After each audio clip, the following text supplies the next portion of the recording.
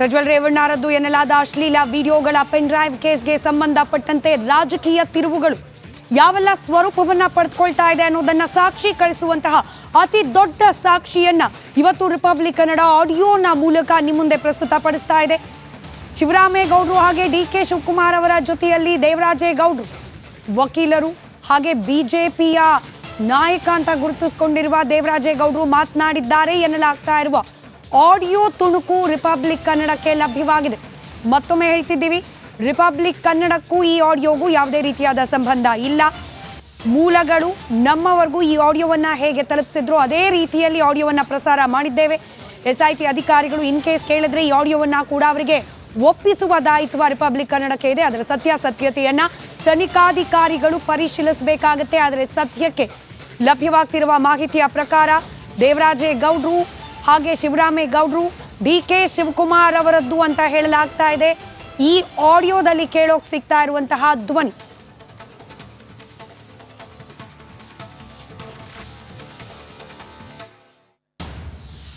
ದೂರವಾಣಿ ಸಂಪರ್ಕದಲ್ಲಿ ಮಾಜಿ ಶಾಸಕರಾದ ಸುರೇಶ್ ಗೌಡ್ರು. ಸರ್ ನಮಸ್ಕಾರ. ಈ ಆಡಿಯೋದ ಅಥೆಂಟಿಸಿಟಿ ಬಗ್ಗೆ ಈಗಲೂ ಕೂಡ ಪ್ರಶ್ನೆ ಇದೆ.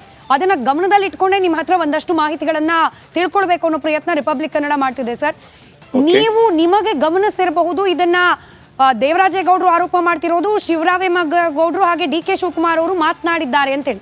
ಇದರಲ್ಲಿ ಅಮಿತ್ ಶಾ ಅವರ ಹೆಸರು ಪ್ರಸ್ತಾಪ ಆಗುತ್ತೆ. ಹಾಗೆ ದೇವೇಗೌಡರು ಸ್ಯೂಸೈಡ್ ಮಾಡ್ಕೊಂಡಿಲ್ಲ ಯಾಕೆ ಅನ್ನೋ ಮಾತುಗಳನ್ನ ಆಡ್ತಾರೆ ಅಂತ ಹೇಳಲಾಗ್ತಿದೆ. ಇದನ್ನೆಲ್ಲ ಗಮನಿಸಿದಾಗ ಪೆನ್ ಡ್ರೈವ್ನ ಪ್ರಕರಣದಲ್ಲಿ ರಾಜಕೀಯ ಎಷ್ಟು ಬೆರ್ತ್ ಹೋಗಿದೆ ಅಂತ ಹೇಳಿ ತಮಗನಿಸ್ತಿದೆ? ಇದರ ಮೂಲ ಉದ್ದೇಶ ನಮ್ಮ JDS ಪಕ್ಷವನ್ನ ಸಂಪೂರ್ಣ ನಾಶ ಮಾಡಬೇಕು ಅಂತಕ್ಕಂಥದ್ದು. ಈ ದೇಶದ ಪ್ರಧಾನಮಂತ್ರಿಗಳ ಗೃಹ ಮಂತ್ರಿಗಳ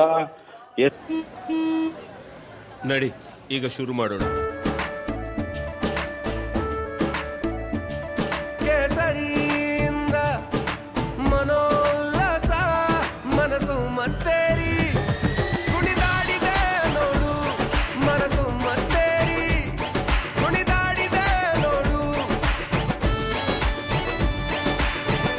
ಕ್ಷಣ ಕ್ಷಣವೂ ಆಚರಿಸಿ ಕೇಸರಿ ಹಬ್ಬ.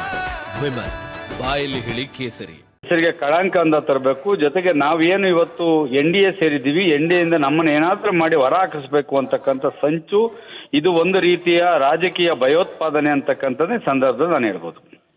ಇದರ ಜೊತೆಗೆ ಕುಮಾರಸ್ವಾಮಿ ಅವರೇ ಹೇಳಿದ್ರು ಅಂತ ಕೂಡ ಈ ಆಡಿಯೋದಲ್ಲಿ ಕೇಳೋಕ್ ಸಿಗ್ತದೆ. ಅಗೇನ್ ಅದಕ್ಕೋಸ್ಕರ ಇವತ್ತು ಬೆಳಿಗ್ಗೆ ನಾನು ಪತ್ರಿಕಾಗೋಷ್ಠಿ ನಡೆಸಿದಂತ ಸಂದರ್ಭ ಹೇಳಿದ್ದೇನೆ, ದೇವರಾಜೇಗೌಡನ ಪ್ರಾಣಕ್ಕೆ ಕುತ್ತಿದೆ.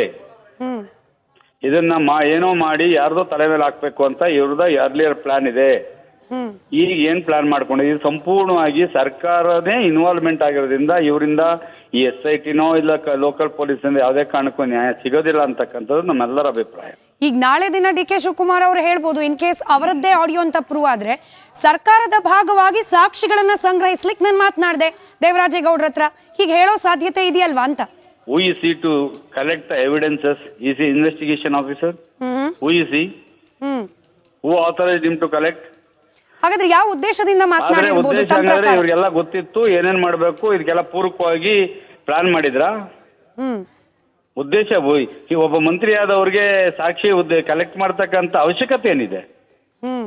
ಇಲ್ಲಿ ಯಾರ್ಯಾರ ಮಂತ್ರಿಗಳು ಎಷ್ಟು ಜನ ಸೇರಿದ್ದಾರೆ ಅದೆಲ್ಲ ಮುಂದಿನ ದಿನಗಳ ಸತ್ಯ ಹೊರಗಡೆ ಬರ್ತದೆ. ಒಂದಂತ ಮಾತು ಹೇಳ್ತೀನಿ, ದೇವೇಗೌಡರ ಕುಟುಂಬನ ಜಾತ್ಯತೀತ ಜನತಾದಳ ಪಕ್ಷವನ್ನ ಇವರು ಎಷ್ಟು ಮಟ್ಟಿಗೆ ಹಾಳು ಮಾಡಬೇಕು ಅಂತ ಹೊರಟು ಈ ಚುನಾವಣೆಯಲ್ಲಿ ಅದರ ಫಲಿತಾಂಶವನ್ನು ಪಡ್ಕೋಬೇಕು ಅಂತ ಅದಷ್ಟೇನೆ ಈ ಪಕ್ಷಕ್ಕೆ ಬ್ಯಾಕ್ ಫೈರ್ ಆಗ್ತದೆ. ಅವರು ಅದನ್ನ ನೋಡ್ಕೋಬೇಕಾಗ್ತದೆ. ಈಗ ಶಿವರಾಮೇಗೌಡರು ಅಂತ ಹೇಳಲಾಗ್ತಿದೆ ಧ್ವನಿ, ದೇವೇಗೌಡರು ಸ್ಯೂಸೈಡ್ ಮಾಡ್ಕೊಂಡಿಲ್ವಲ್ಲ ಇನ್ನು ಅಂತ ಹೇಳಿ ಮಾತನಾಡ್ತಾರೆ. ಏನೇ ಆದ್ರೂ ದೇಶದ ಪ್ರಧಾನಿ ಆಗಿದ್ದವರು ಜೋಕರ್ಗಳನ್ನ ಇಟ್ಕೊಂಡಿರ್ತಾರೆ. ಆ ಜೋಕರ್ಗಳು ಏನ್ ಕೆಲಸ ಮಾಡ್ಬೇಕಾದ್ರೂ ರೆಡಿ ಇರ್ತಾರೆ. ಇದು ನೋಡಿ, ನೀವು ಕೇಳ್ತಾ ಇರ್ತಕ್ಕಂಥದ್ದು, ನಾವ್ ಹೇಳ್ತಾ ಇರ್ತಕ್ಕಂಥ ಎಲ್ಲವೂ ಸತ್ಯ. ಆಡಿಯೋ ಯಾವತ್ತೂ ಸುಳ್ಳಾಗ್ಬಿಡ್ಲಿಕ್ಕಿಲ್ಲ. ಅದು ಅಥೆಂಟಿಸಿಟಿ ನಾವು ನೀವು ತೀರ್ಮಾನ ಮಾಡಿ ಅದು ಕಳಿಸ್ಲಿ. FSL ಚೆಕ್ ಮಾಡಿ whether it is original or duplicate ಅಂತ ಗೊತ್ತಾಗುತ್ತಲ್ಲ. ಆದ್ರೆ ಈ ಸರ್ಕಾರ SIT ಮುಂದೆ ಇಟ್ಟುಕೊಂಡು ಸಂಪೂರ್ಣವಾಗಿ ಸಾಕ್ಷ್ಯಗಳನ್ನ ನಾಶ ಪಡಿಸ್ತಕ್ಕಂಥ ಕೆಲಸವನ್ನ ಮಾಡ್ತಾ ಇರ್ತಕ್ಕಂಥದ್ದು ಎಲ್ಲರ ಗಮನಕ್ಕೂ ಬಂದಿದೆ. ಸುರೇಶ್ ಗೌಡ್ರೆ, ಈ ಆಡಿಯೋ ಸತ್ಯವೇ ಆಗಿದ್ರೆ ಎಷ್ಟರ ಮಟ್ಟಿಗೆ ಡ್ರಾಬ್ಯಾಕ್ ಆಗುತ್ತೆ ಕಾಂಗ್ರೆಸ್ ಪಕ್ಷಕ್ಕೆ ಅಂತ ಹೇಳಿ ನಿಮ್ಮ ಅಂದಾಜು? ಕಾಂಗ್ರೆಸ್ ಪಕ್ಷಕ್ಕೆ ಈ MP ಚುನಾವಣೆ ಏನು ನಡೀತಾ ಇದೆ, ಲೋಕಸಭಾ ಚುನಾವಣೆ, ಇದರಲ್ಲಿ ಇಡೀ ದೇಶಾದ್ಯಂತ ಇದರ ಪ್ರಯೋಜನ ಪಡ್ಕೊಳ್ಬೇಕು ಅಂತಕ್ಕಂಥದ್ದು ಅವರ ಉದ್ದೇಶ.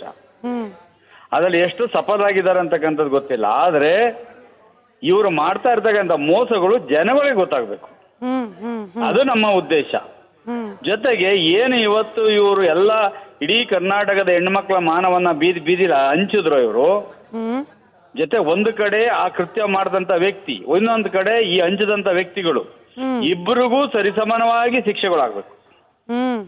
ಇನ್ಫ್ಯಾಕ್ಟ್ ಈ ಆಡಿಯೋ ಸಂಭಾಷಣೆಯಲ್ಲಿ ಇದೆ, ದೇವರಾಜೇಗೌಡರು ಅಂತ ಹೇಳಲಾಗ್ತಿರುವ ಧ್ವನಿ ಹೇಳುತ್ತೆ ಹೆಣ್ಮಕ್ಳು ಪ್ರಶ್ನೆ ಅಲ್ವಾ ಅಂತ ಹೇಳಿ. ಆ ಕಡೆಯಿಂದ ಹೇಳ್ತಾರೆ ಅಮಿತ್ ಶಾನೇ ಹೇಳಿದಾರಲ್ಲ ಕರ್ನಾಟಕ ಸೇಫ್ ಇಲ್ಲ ಹೆಣ್ಮಕ್ಳಿಗೆ ಅಂತ. ಏನ್ ಸಂದೇಶ ಏನ್ ರವಾನೆ ಮಾಡ್ತಿದೆ ಈ ರೀತಿಯ ಸಂಭಾಷಣೆ ಅಂತ? ಇದು ಈ ಚುನಾವಣೆಗಿಂತ ಇದೇನು ನೆನ್ನೆ ಮೊನ್ನೆ ನಡೆದಿರ್ತಕ್ಕಂಥ ಸಂಚಲ, ಇದು ಬಹಳ ಒಂದು 5-6 ತಿಂಗಳಿಂದ ಸಂಚಲನ ಮಾಡ್ಕೊಂಡಿರ್ತಕ್ಕಂಥದ್ದು. ದೇವರಾಜೇಗೌಡನ ಇರ್ತಕ್ಕಂಥ ಸಾಕ್ಷ್ಯವನ್ನ ನಾಶ ಮಾಡಬೇಕು ಅಂತ ಒಂದೇ ಒಂದು ದೃಷ್ಟಿ ಇದೆ ಹೊತ್ತು ಆತನ ಮೇಲೆ ಸುಳ್ಳು ಕೇಸ್ ಹಾಕೋ. ಆತ ಕದ್ದೋಗಿರ್ಲಿಲ್ವಲ್ಲ, ಮಾಧ್ಯಮದ ಮುಂದೆ ಪ್ರತಿ ದಿವಸ ಬರ್ತಾ ಇದ್ರು, ಕೋರ್ಟ್ ಪ್ರತಿ ದಿವಸ ಸಿಗ್ತಾ ಇದ್ರು, ಪ್ರತಿ ದಿವಸ ಕರ್ನಾಟಕ ಓಡಾಡ್ತಾ ಇದ್ರು. ಅವ್ರನ್ನ ಅರೆಸ್ಟ್ ಮಾಡಿ ಇಲ್ಲ ಸಲ್ಲದ ಯಾವುದೋ ಕೇಸ್ಗಳನ್ನ ಹಾಕಿ ಅವ್ರ ಜೈಲು ಕುಳಿಸ್ತಕ್ಕಂಥ ಕೆಲಸವನ್ನ ಯಾಕೆ ಮಾಡ್ತಾ ಇದಾರೆ ಅಂತಕ್ಕಂಥದ್ದನ್ನ ನ್ಯಾಯಾಲಯ ಇವತ್ತಲ್ಲ ನಾಳೆ ಗಮನಿಸುತ್ತೆ. ಹಳೆ ಮೈಸೂರು ಭಾಗದಲ್ಲಿ ಪಕ್ಷ ಸಂಘಟನೆ ಬಗ್ಗೆ ಕೂಡ ಚರ್ಚೆ ಆಗೋಗಿದೆ ಆಡಿಯೋದಲ್ಲಿ. ಹಳೆ ಮೈಸೂರಿನಿಂದ ಬಿಜೆಪಿ ಔಟ್ ಆಗುತ್ತೆ ಅಂತ ಸಂಪೂರ್ಣವಾಗಿ ಅವರು ನಮ್ಮ ಪಕ್ಷವನ್ನ ನೋಡಿ, ಇದುವರೆಗೂ ಮೈನ್ ಕಲ್ಪ್ರಿಟ್ಸ್ ಆ ಡ್ರೈವರ್, ಅವನ್ ಸಂಘ 5 ಜನ ಇದುವರೆಗೂ ಪೊಲೀಸ್ನವ್ರು ರಾಜಾತಿಥ್ಯ ಕೊಡ್ತಾ ಇದ್ದಾರೆ ಅವ್ರಿಗೆ.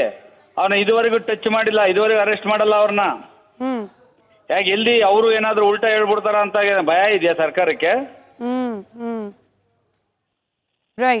ಇಲ್ಲಿಂದ ಅರ್ಥ ಆಗ್ತದಲ್ವಾ, ನ್ಯಾಯ ಸಿಗುತ್ತಾ ಸಿಗೋದಿಲ್ಲ. ಇದರ ಸಂಪೂರ್ಣವಾಗಿ ಸಿದ್ದರಾಮಯ್ಯನವ್ರಿಗೂ ಘನತೆ ಗಂಭೀರ್ಯ ಈ ಸತ್ಯಾಸತ್ಯತೆ ತಿಳ್ಕೋಬೇಕು ಅಂತ ಇದ್ರೆ ಮೊದಲು CBI ಹ್ಯಾಂಡ್ ಓವರ್ ಮಾಡ್ಬೇಕು ಇದನ್ನು. ಅದು ಯಾರೇ ಆಗಿರ್ಲಿ, ಯಾರೇ ತಪ್ಪು ಮಾಡಿ ಅನುಭವಿಸ್ಲಿ ಬಿಡಿ. ಇದು ನೋಡಿ, ಒಂದು ರಾಷ್ಟ್ರದ ಪ್ರಧಾನಮಂತ್ರಿಗಳನ್ನ ಅವಮಾನ ಮಾಡ್ತಕ್ಕಂಥದ್ದು, ಒಬ್ಬರು ಗೃಹ ಸಚಿವರನ್ನ ಅವಮಾನಿಸ್ತಕ್ಕಂಥದ್ದು, ಅವ್ರ ಕೆಟ್ಟ ಹೆಸರು ತರ್ತಕ್ಕಂಥ ಇದು ರಾಜದ್ರೋಹ ಅಲ್ವಾ? ಇದು ರಾಜಕೀಯ ಭಯೋತ್ಪಾದನೆ ಅಲ್ವಾ? ಇವ್ರಂತರ ಟೆರರಿಸ್ಟ್ಗಳು ಇವ್ರಿಗೆ ಏನ್ ಡಿಫ್ರೆನ್ಸ್ ಇದೆ? ಕೂತ್ಕೊಂಡು ಬಾಂಬ್ ಹಾಕ್ತಾರೆ, ಇವ್ರು ಈ ತರ ಹಾಳು ಮಾಡ್ತಾರೆ. ರೈಟ್ ಸರ್, ಧನ್ಯವಾದ ರಿಪಬ್ಲಿಕ್ ಕನ್ನಡದ ಜೊತೆಯಲ್ಲಿ ಮಾತನಾಡಿದ್ದಕ್ಕೆ. ನಮಸ್ಕಾರ, ಕರ್ನಾಟಕ ಪ್ರೈಮ್ ಟೈಮ್ಗೆ ಸ್ವಾಗತ. ನಾನು ಜಯಪ್ರಕಾಶ್ ಶೆಟ್ಟಿ. ಇಡೀ ಕರ್ನಾಡು ಇವತ್ತು ರೆಬೆಲ್ ಆಗಿ ನಿಂತಿದೆ. ಈ ಹಗರಣಗಳನ್ನು ಸದನದಲ್ಲಿ ಪ್ರಸ್ತಾಪ ಮಾಡಲು ಕೂಡ ಕಾಂಗ್ರೆಸ್ ಹಿಂದೇಟು ಹಾಕಿದ್ದೇಕೆ? ನಿಮ್ಗೆ ಸಂಬಳ ಅದಕ್ಕೆ, ನಿಮಗೆ ವಾಹನ ಅದಕ್ಕೆ, ನಿಮಗೆ ವೆಪನ್ ಅದಕ್ಕೆ, ನೀವು ಅದನ್ನು ಸೆರೆ ಹಿಡಿಬೇಕಾಗಿತ್ತು. ನೀವು ವಿದ್ಯುತ್ ಬರ ಇದೆ ಅಂತ ಹೇಳ್ತಾ ಇದ್ದೀರಿ, ಎಲ್ಲಿ ಬರ ಇದೆ ನೀವು ಹೇಳಬೇಕು.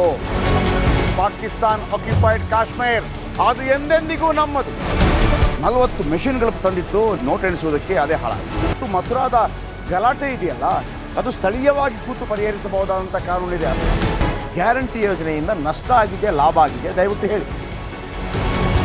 Dawood Ibrahim most wanted criminal ಯಾವಾಗಾದ ಅಂದರೆ ಇಲ್ಲಿ ತನಕ ಭಾರತ ದೇಶದಲ್ಲಿ ಓರ್ವ ದಲಿತ ಪ್ರಧಾನಿಯಾದಂಥ ಇತಿಹಾಸವೇ ಇಲ್ಲ. ರಿಪಬ್ಲಿಕ್ ವರ್ಲ್ಡ್ ಆಪ್ ಇದು ಕೇವಲ ಅಪ್ಲಿಕೇಶನ್ ಅಲ್ಲ, ಸಮಗ್ರ ಸುದ್ದಿಗಳ ಸಂಪರ್ಕ ಮಾರ್ಗಕ್ಕೆ ಕ್ರಾಂತಿಕಾರಿ ಬದಲಾವಣೆ. ರಿಪಬ್ಲಿಕ್ ವರ್ಲ್ಡ್ ಆಪ್ ಕೇವಲ ಸುದ್ದಿ ಅಪ್ಲಿಕೇಶನ್ ಅನ್ನ ಪರಿಚಯ ಮಾಡ್ತಾ ಇಲ್ಲ, ಬದಲಾಗಿ ಡಿಜಿಟಲ್ ಸುದ್ದಿ ಬಳಕೆಯ ಹೊಸ ಯುಗಕ್ಕೆ ನಾಂದಿ ಹಾಡ್ತಾ ಇದೆ. ಇದೊಂದು ಬ್ರೇಕಿಂಗ್ ನ್ಯೂಸ್, ಪ್ರಭಾವಶಾಲಿ ಕಾರ್ಯಕ್ರಮಗಳಿಗೆ ಗಟ್ಟಿಯಾದ ವೇದಿಕೆ. ರಿಪಬ್ಲಿಕ್ ವರ್ಲ್ಡ್ ಅಪ್ಲಿಕೇಶನ್ ಈಗ ಲೈವ್ ಆಗಿದೆ. ಗೂಗಲ್ ಪ್ಲೇ ಸ್ಟೋರ್ ಮತ್ತು ಆಪಲ್ ಆಪ್ ಸ್ಟೋರ್ ಎರಡರಲ್ಲೂ ಲಭ್ಯವಿದೆ. ಈಗಲೇ ಡೌನ್ಲೋಡ್ ಮಾಡಿ.